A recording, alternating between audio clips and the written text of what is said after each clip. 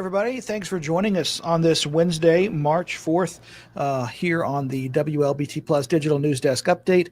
I'm CJ LeMaster, your lead investigative reporter and your host each and every weekday at 1 o'clock. We got a lot of stories we want to get to. Several of you watching right now on our Facebook and YouTube live streams. Also, we're streaming on our OTT platform. Thanks to everybody for joining us today. We have some... Sorry about that, folks. Hit the wrong button. We got some breaking news at this point that we just got in maybe over the course of the last hour. A federal appeals court is upholding the corruption conviction of former interim Hinds County Sheriff Marshawn Chrysler. Now, the U.S. Fifth Circuit rejected his claims that he was entrapped by the FBI and that there wasn't enough evidence to convict him. Judges pointed to recordings showing Chrysler asked for a $5,000 campaign donation during his first meeting with informant Tanari Moore in September of 2021. Court records say that Moore paid Chrysler in installments while requesting favors and later asked for a gun and ammunition, saying he needed protection at his club. Chrysler was indicted in 2023 and is now serving his sentence at a federal prison in Raleigh, West Virginia. A major move Tuesday at the state capitol to create an authority to govern your water and sewer systems in Jackson. But that plan advanced with a key change that is opposed by the city's mayor. It was a race against the deadline yesterday, but the Senate committee did decide to move forward with the controversial Metro Jackson Water Authority Act. Now, that bill has sparked debate amongst city and state leaders since it was introduced, mainly in regards to how much control the city of Jackson will have. An amended version of the bill sets up a 9-member board, but now only gives Jackson 3 appointees. No longer a majority. The mayors of Byram and Ridgeland, along with the lieutenant governor, would each get their own pick. The governor would get 3. Mayor John Horn, says he's committed to making sure Jackson keeps a strong voice.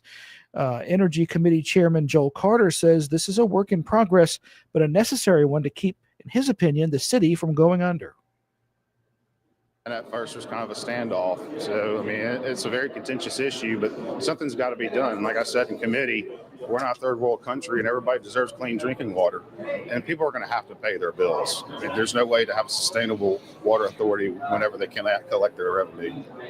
Now, the lieutenant governor's pick must be local. For one of the governor's appointees, he and Mayor Horn would work together with the Senate's final okay. The Jackson's mayor, remains optimistic about the bill. He released a statement to 3 on Your Side that says, in part, while we have serious concerns with certain provisions, we will continue to advocate for a water authority in which Jackson holds a majority of the seats. Now, this bill has what's called a reverse repealer in it. It means that they have to keep negotiating before it becomes final law. So it's not a done deal at this point. And of course, we'll keep you updated on the process as it goes forward. Meanwhile, in Clinton, there are concerns about a new data center coming to that city. We were first to tell you about that development earlier this week. Many of you hoped to give your input at a Board of Aldermen meeting last night, but that didn't happen. Now, the data center will be located at the old Milwaukee Tool Building off I-20 in the Clinton Industrial Park. The Board of Aldermen sealed the deal with an unnamed company back in January. 3 on Your Side's Chris Fields attended that meeting last night and shares why your voices weren't heard.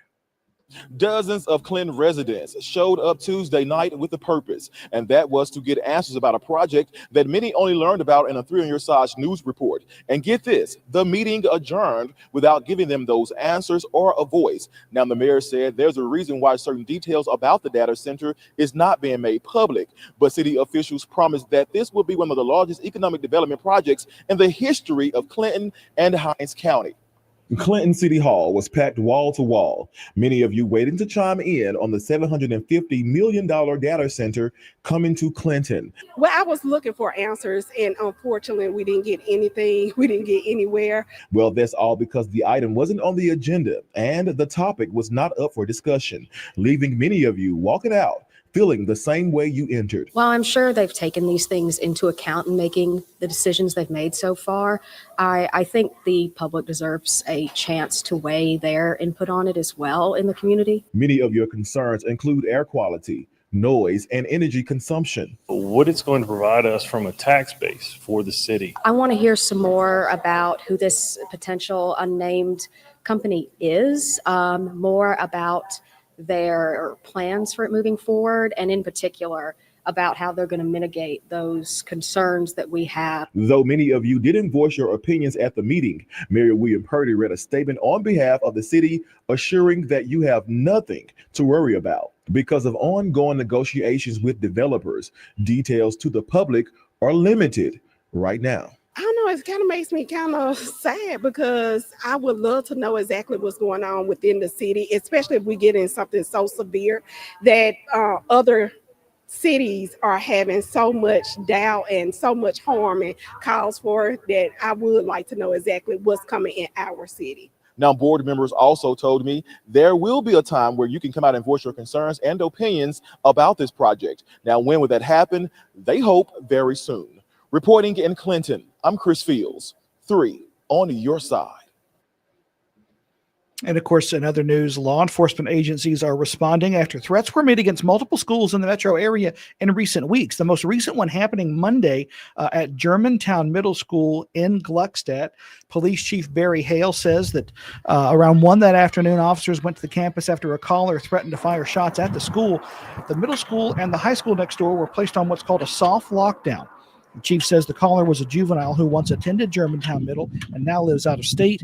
He says charges are forthcoming. Chief also said every available officer responds when a threat comes in, and their top priority, is keeping everyone safe. Just know that when a threat like this happens, every law enforcement officer or resource available is going to be going to that school. It don't matter how, when, where, or what. We're going to that school. That's our top priority, is the public safety of them. Now, he and other law enforcement officers urge anyone who sees a threat online or anything suspicious near a school to call 911 and report it. Prosecutors accused Ted DiBiase Jr. of pocketing more than $3 million of your tax dollars. A trial continuing right now, the only trial in the state's welfare scandal. That money, of course, was supposed to be used to help the neediest of families here in Mississippi. The 43-year-old pro wrestler received contracts that came from welfare funds. Well, prosecution focused yesterday on how DiBiase never turned in documents detailing how he spent those dollars.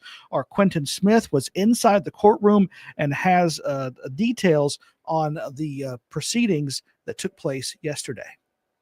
On day 14 of this trial, a total of 4 witnesses took the stand, one of them being a former employee with the Family Resource Center of North Mississippi. She testified that John Davis, who's the former head of the Department of Human Services, requested a meeting and made a bold statement. She told the court that he said the agency is no longer requiring organizations who receive grant money to turn in paperwork detailing how their dollars were spent. That announcement was made after Ted DiBiase Jr. had already received multiple contracts worth more than $3.5 million. Christy Webb is the former executive director of FRC. She testified that DiBiase did not do any work to earn the contracts, and she was ordered by Davis to give them to DiBiase. So, despite this announcement being made by Davis, the nonprofit still sent DiBiase a letter asking him to show what he did with the money and alerting him that he will no longer receive funding. The organization asked the former pro wrestler to submit monthly activity reports detailing performance and deliverables of the scope of services for the contract. However, FRC says it never received any reports or documentation from DiBiase despite asking multiple times. Meanwhile, the defense continues to refute those claims. Defense attorneys argue DiBiase did perform legitimate services with each contract he was given. They maintain DiBiase did not steal any money and that his contracts never required him to turn in reports on how the money was spent. The prosecution is still putting on its case, and it has a few more witnesses to call to the stand. The next one will be set to testify when court resumes Wednesday morning at 8:30. Reporting outside the federal courthouse, I'm Quentin Smith. And of course, our Quentin Smith is in court again today for day 15, and we'll have the latest on our early evening newscasts as that trial continues to unfold. A Jackson neighborhood was without power yesterday morning because of attempted copper wire theft. When Entergy crews arrived on the scene, they found copper wires down along McClure Road in South Jackson. Some of those wires were even blocking driveways. Those living in the area say they witnessed a pickup truck attempting to pull the wires from the poles. One Jackson councilwoman came out to speak with residents and assess the damage. I just want to thank the energy crew for coming out. This happened around 3 o'clock in the morning, and they had so much damage out here.